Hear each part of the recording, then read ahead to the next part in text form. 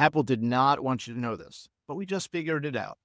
And so up until recently, if you replaced a MacBook screen, especially an M1, M2, anything newer, you couldn't just swap it. You had to buy from Apple. You had to make sure that you went on the Apple site, put down your serial number, and you bought it from Apple. And then after that, you had to go on the Apple chat. And for 20 minutes to an hour, you had to essentially just say, okay, I just installed the screen. I need you to serialize it. And then Apple would serialize it. If you didn't serialize it, if you didn't go through Apple, or if you didn't buy an Apple screen, guess what would happen?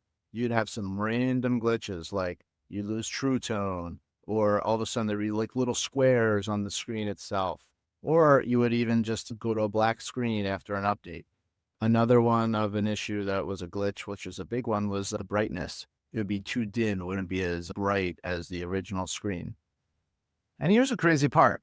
There's right to repair that is in most states, if not all right now, which means that third-party companies and any consumer has the right to repair or replace parts on Apple devices. That includes iPhones, that includes MacBooks, you name it. So you might know, but Apple was notorious for years where if a third-party company like us, Near Computer Help, or anybody else, or if you just buy a part online from just some random company, you can install it, it'll work. And then Apple would be like, yeah, fine, you can install it. And then the next update you would do, it would brick it. So the next iOS update you'd have on the iPhone, it would just essentially, the next time you install it and it completes, your phone would just cease to work. It'd be totally black.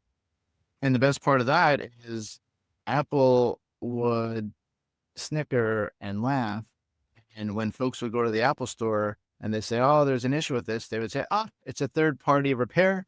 It's out of warranty. So not only did you get bricked or you had an issue with that, or you had a problem with True Tone or whatever that might have been for your MacBook, but Apple had the gall to say that you're no longer under warranty because third-party companies screwed it up. So the overall consensus and the story that Apple was pitching is you need to go through Apple. You need to get original.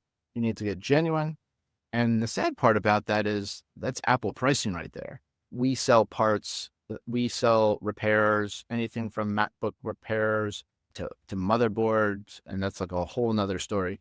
But our rates are 50% of what Apple sells because they don't have to knock you over the head with their prices. But that has changed until now. You don't have to worry anymore about going through Apple directly.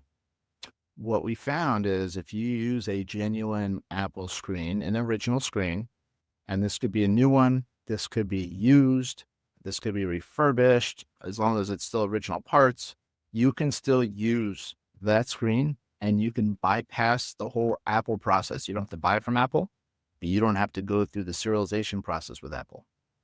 So how do you do this? How do you get around it? Very simple.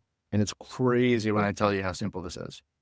Again, you buy a genuine or original screen, and all you have to do after that is you update to the latest operating system. Your Mac OS, just make sure it's the latest operating system for that model that you have, and that is it.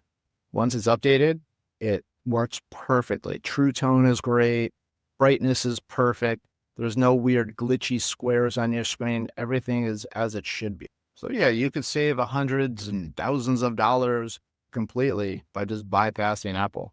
If you want some more tips, if you want any other sort of contrarian viewpoints like I provide, feel free to follow me and let me know if you have any other tips or secrets or anything you've seen where you don't have to go through Apple. Thank you. Speak to you soon.